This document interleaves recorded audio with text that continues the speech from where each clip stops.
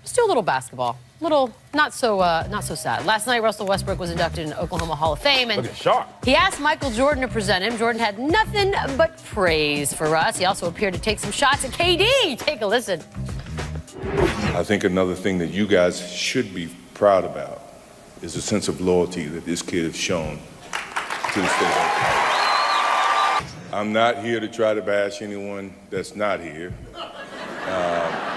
Everybody has a choice. I'm not saying that you don't have a choice. Everybody has a choice. And when I saw that he chose to stay here in Oklahoma, I was so proud, and as Clay know and as Russ know, I texted him to show a sense of respect. Imagine the reaction from, no, I'm not doing it, guys. I'm not going to do it. I'm not playing your games. Yeah. Hey, it's a little sideways. What's wrong with MJ? By the way, like he got a concussion. Look, it has come to my attention that not everyone up at this desk automatically thought, and it could also be a shot at LeBron. I don't know. It could be just shots at people who leave for, greener pastures.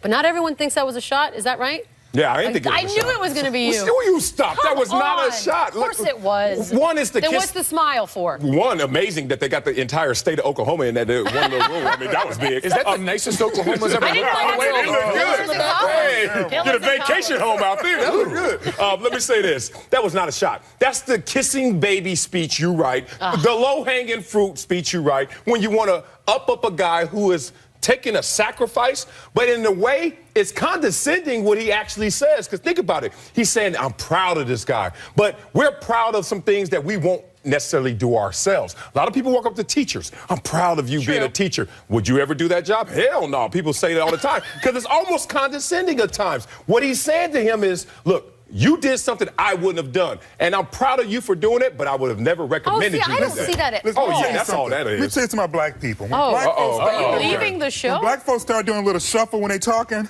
you know exactly what I mean. Yeah. I've been there on Sundays. I don't mean to say anything bad about nobody that's here. That means I'm saying something bad about somebody else here. Oh, you better stop. Look at MJ. My pastor does that every Sunday. Yeah, He ain't talking about... You better check him, too. And when MJ started doing the black man shuffle that your Uncle Reeves used to do at a family reunion, you know he's talking some BS. So he was doing some BS. Where you get that from? Look at that shuffle. Look at that shuffle. I don't see no shuffle. That's not a shuffle. That's the greatest basketball player of all time. Right when they start showing, I don't know, LZ, so far. That ain't the black man shuffle. Hold on. That looks no shuffle. No. Looks Trumpian to me. Let it keep rolling. It looks Trumpian to me. Let it keep rolling. Here we go. That's like a one on the wiggle Richter scale right there. That is literally shifting weight. That was shifting weight. There for a long time. Your foot was going to sleep. He was uncomfortable. He was solid as a Statue of Liberty, and as soon as he started with Can we mute his mic? he was like, Hey, listen. You know what? Thank you. Make America great again with that. Forgetting the wiggle right there, which didn't exist. I didn't say the wiggle. Black folks don't wiggle. We shuffle. Whatever you want to label it, it wiggle? didn't happen. But what did happen, anytime you have to preface this with no disrespect, but. Yeah, I love that. He's a great guy, but. Well, no one's perfect, so you can say but. But you say that with the full instead of knowing you're about to go in on somebody after that. He didn't go in. It was so easy to say. You. What? But I also can. I knew you were not going to think it was a shot. Why don't you shut his mic off? Shut his mic off. He's getting just around the horn now? We're going to keep going. Oh, we should all agree on this one. Former Maverick Chandler Parsons does not think that he deserves to be booed when he faces his former team tonight. He spent 2 injury-plagued seasons in Dallas, and apparently there are some fans that are mad. He, quote, stole money from the team. Here's more from Parsons. It's like getting mad at somebody for getting in a car wreck and breaking their arm. Like, how in the world can you be mad at somebody for getting hurt? I can never understand that aspect of it. So when it comes to Dallas, you're going to get mad at me because Dirk decided to take less money to bring in a really good player, and then unfortunately he gets hurt. That's why you're mad? Sure, boo. I don't think that's why I would boo. I got a lot of other reasons. Yeah. Marcellus. Yes. Should they give him a break? I don't. Well, why? I mean, full disclosure, I have some experience in stealing money from Dallas. So with that said, right. For different reasons also. Mine was effort and lack of achievement. It wasn't just injury. You were over it. That was done. You were over I was coming down the hill with no brakes. Yeah, it just happens.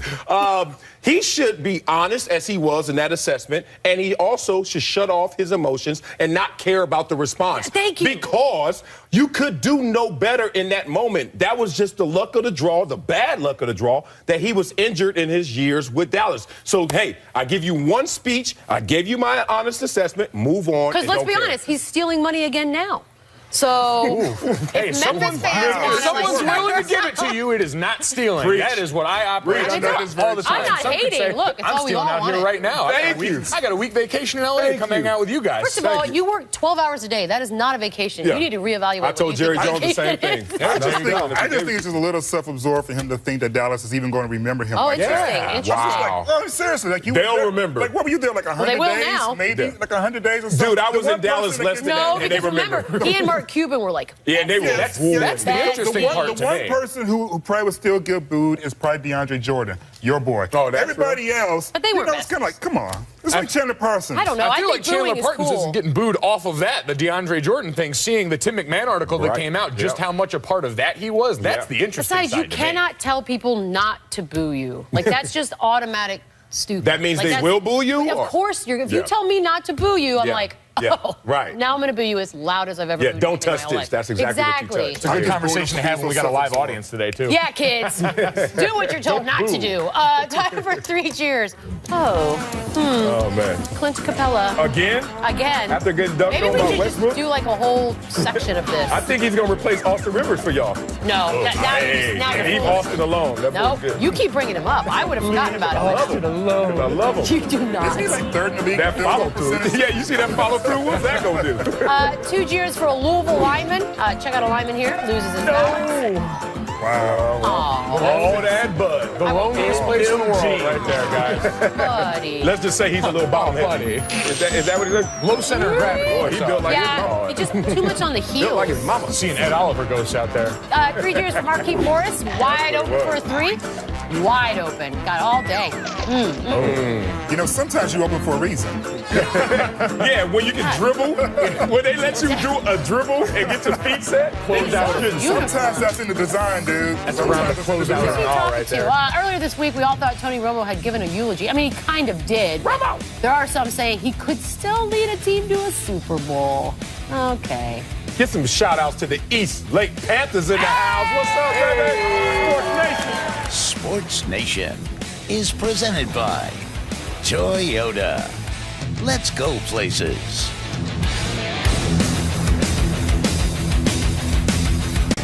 We have an audience. Look at that. Not just a football team. That's the #1 team in San Diego, East Lake Panthers. Now going to the Nationals in Las Vegas to go see. They're 12th ranked in the nation right now. And shout out to Lil Mike Ski. That's my man. Which one of y'all gonna play for the Detroit Lions? Okay, stop. Although, speaking of bad teams, well, let's get right back into it. The Browns are actually also terrible. I mean, they're awful. They're awful. Terrible. They're 0-10. I can't even say that, saying they could be the first team since the 2008 Lions to go 0-16. We But were the first. Browns VP doesn't seem phased. He told Monday Morning Quarterback, "We are not focused on wins and losses this year. We're not going to blink. No one is panicked." I think saying that we're not focused on wins and losses, LZ, is one of the greatest quotes to come out of sports this year so far. Y'all wrong. Take it away. If the goal bad. was to tank and to try to get the #1 pick in the draft, then you are right on course. Woohoo! But there were moments in which you were up 20-0 You on tried. the season. You tried. There were moments in the fourth quarter that you could have actually won a game. Mm-hmm. So to tell fans who were like, oh my gosh, we're going to win, that it's not wins and losses, it's total BS.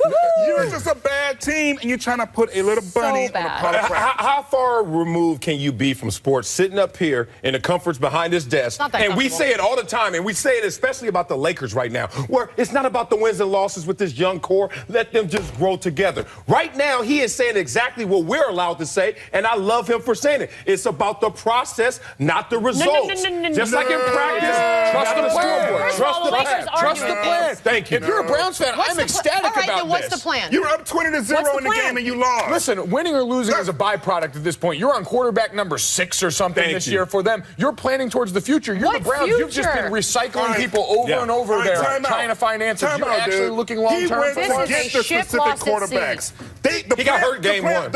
And then the second quarterback, the rookie, was someone that Hugh Jackson wanted. He went after Kessler. That's what he wanted. Cody Kessler. So let's not pretend as if now all of a sudden he wanted to be 0-16. No, he wanted to win games. All I want you to see is this parallel universe that you love, and this is going to be a 10-6 team that goes into the playoffs and gets smacked in the wild card round. And he's saying, I don't need 10 wins for that fate to happen. We're not doing anything this year. Let's worry about the process of getting somewhere. When have you done something? Like, the thing is this.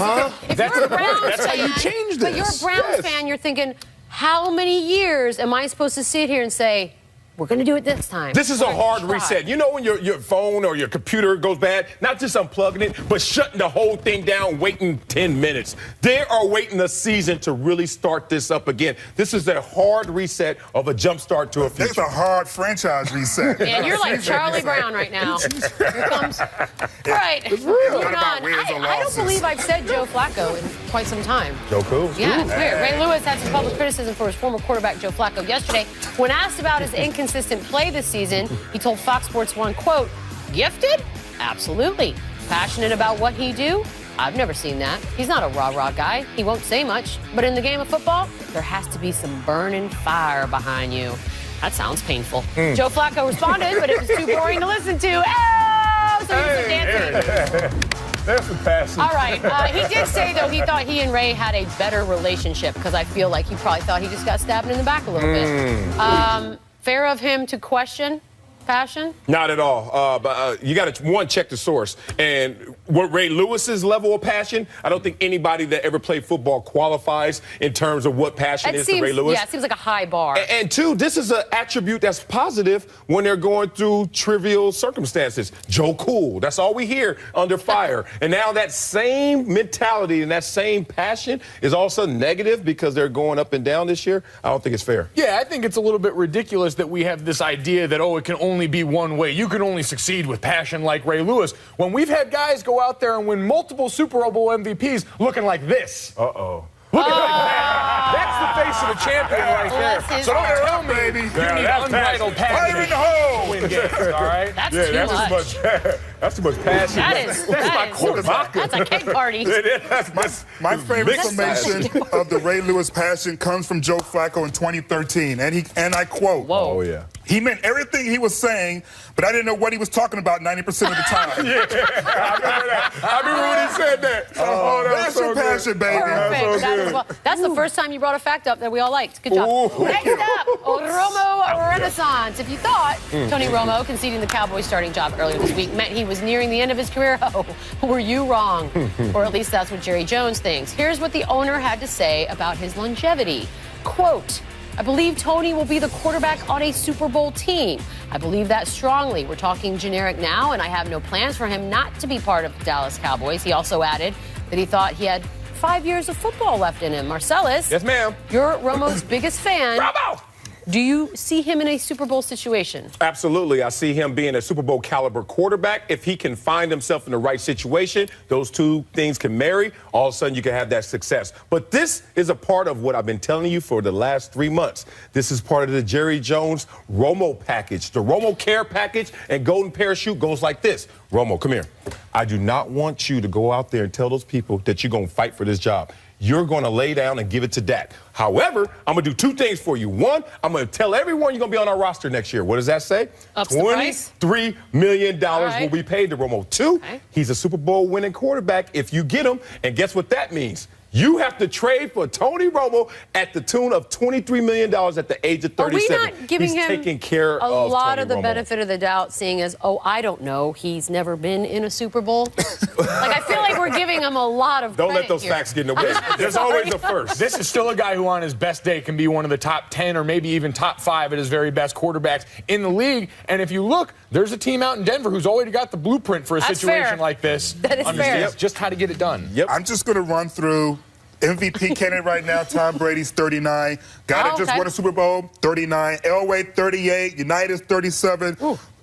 Rich Gannon, 37. Yep. So just because he's over 35 years of age can do does it. not mean that he's beyond a chance of making it to a Super Top Bowl. three. So there's a chance situation. There's a chance. It might be you're minuscule. saying there's but a chance. There's a chance. He's taking care of Romo. Coming Smart. up, Cam Just to go to Newton. Cleveland. Cam Newton wore these yesterday, and we are going to talk about What are those? Winners and losers next. Oh, SportsNation.